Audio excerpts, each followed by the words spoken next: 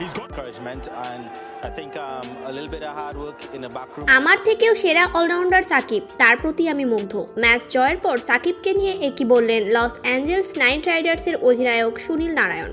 দর্শক, মেজর লিগে Los Angeles night রাইডার্সের হয়ে অভিষেক হয়েছে সাকিব আল হাসানের। ব্যাটে বলে দেখা মিলেছে সাকিবের ঝলক।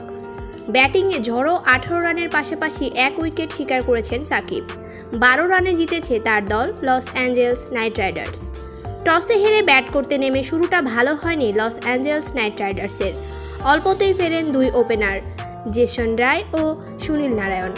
আরে নেমে ঝড়ো ব্যাটিং শুরু করেন সাকিব। কোয়েটোজি বাউন্সারের ফাঁদ পাতলেও 4 হাঁকান সাকিব। 3টি 4 হাঁকালেও বড় হয়নি সাকিবের ইনিংস।